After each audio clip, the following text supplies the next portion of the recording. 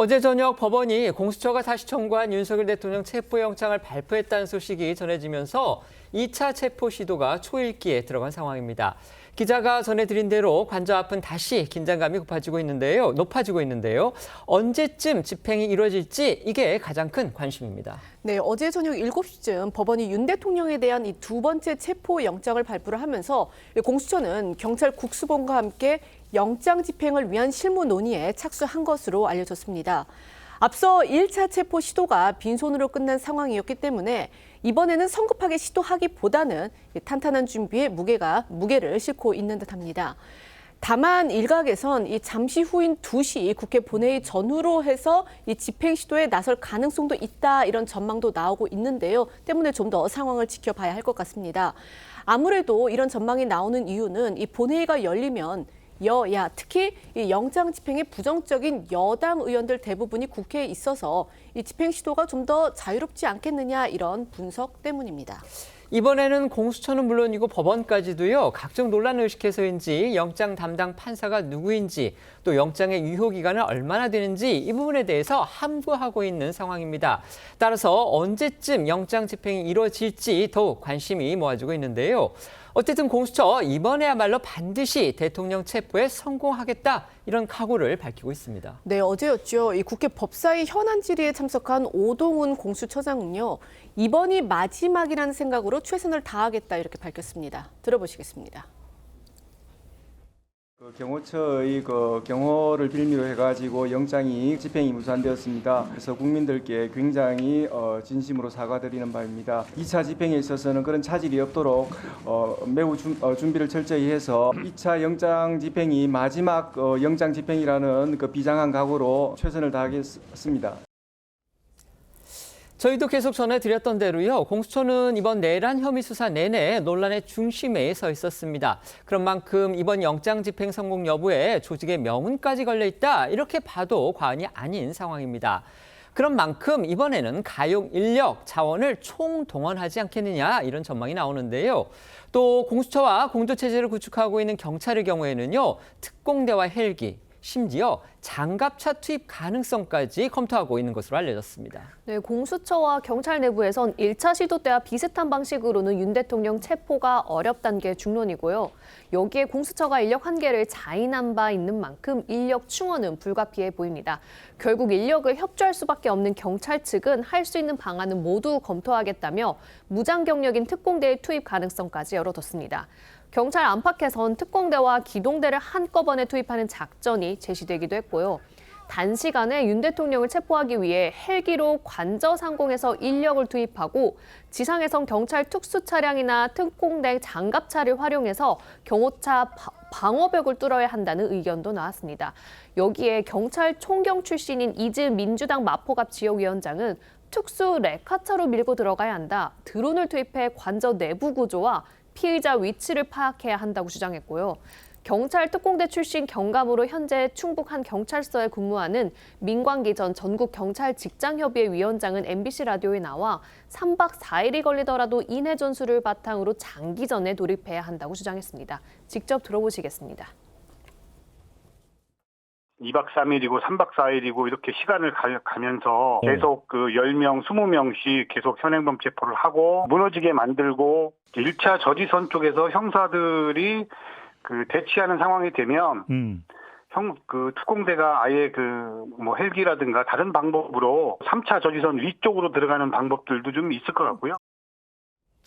경찰 측은 이번에도 집행을 저지할 경우에 경호처 직원들을 현행범으로 그러니까 공무집행방해, 특수공무집행방해, 현행범으로 체포하는 방안도 적극 검토 중이라고 합니다.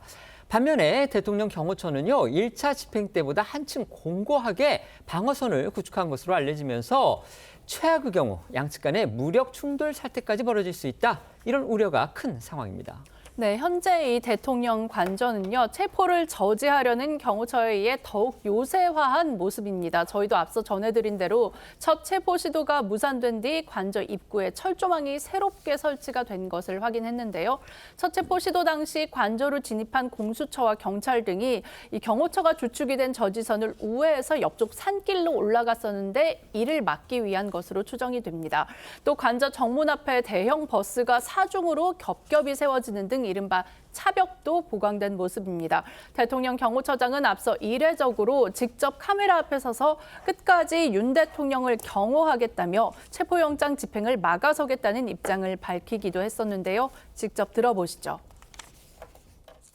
사법 절차에 대한 편법, 위법 논란 위에서 진행되는 체포영장 집행에 대해 대통령의 절대 안전 확보를 존재 가치로 삼는 대통령 경호처가 응한다는 것은 대통령 경호를 포기하는 것이자 직무유기라고 판단하였습니다.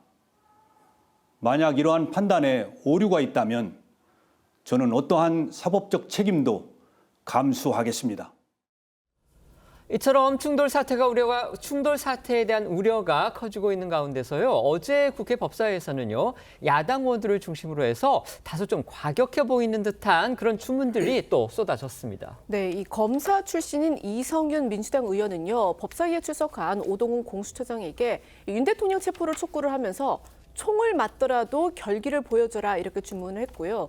또 법사위원장을 맡고 있는 정청래 의원도 거듭 경찰 특공대와 장갑차를 투입해야 한다 이렇게 주장을 했습니다. 들어보시겠습니다. 경찰이 조직적으로 압도적으로 진압을 했어야죠. 경찰 특공대 이번에 갈 거예요, 안 갈 거예요? 재집행할 때? 경찰 특공대도 가고 경찰 장갑차도 있고 이번에는 실패하면 안 된다는 거예요. 경호처 직원들이 총을 가지고 덤빈다. 화기의 위험이 있다. 불상사 위험이 있다고요? 가슴을 열고 쏘아가십시오. 그런 결기를 가야 됩니다. 또 어제 이 법사위에선 윤 대통령 도주 의혹이 제기가 되기도 했습니다.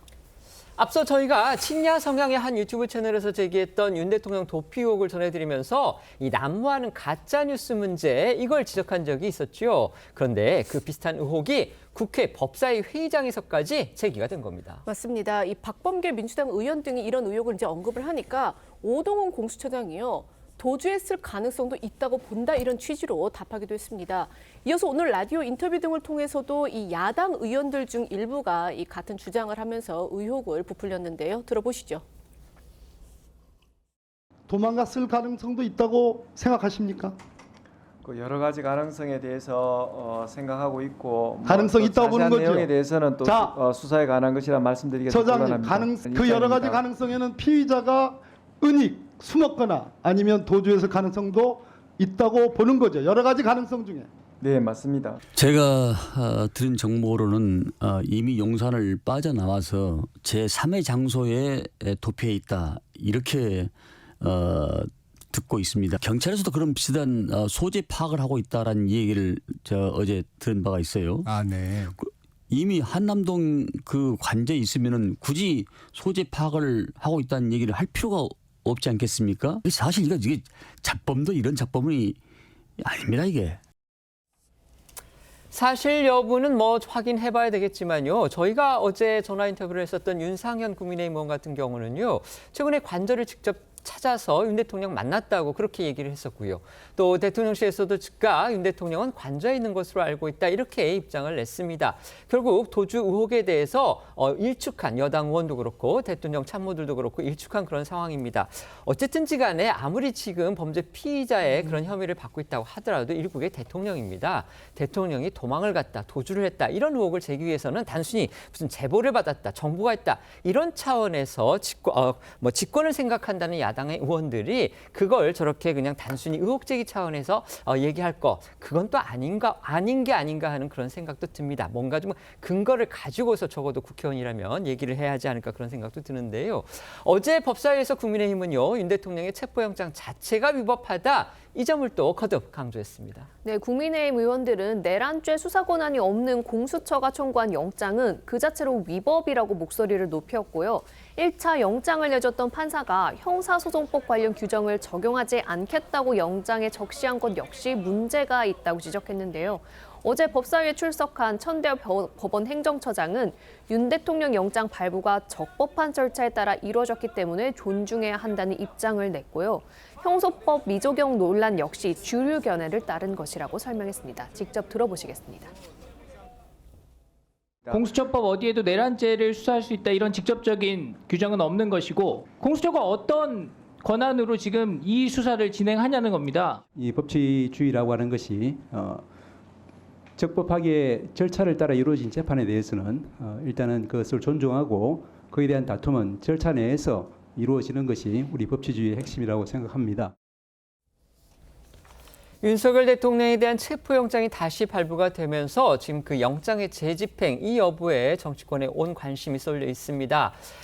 경찰이 아무래도 실무적인 그런 부분을 맡게 될 텐데요. 특공대, 기동대 투입에다가 헬기, 또 장갑차 투입 주장까지 나오고 있습니다. 아시다시피 대통령 경호처 지금 무장할 수 있는 그런 권한을 갖고 있죠. 대통령 경호처는 더욱 방어 태세를 공고히 하는 분위기이기 때문에 이러다가 자칫 정말 예상할 수도 없는 또 예상해서도 안 되는 그런 충돌 사태가 벌어지는 거 아닌가 하는 우려까지 나오고 있습니다.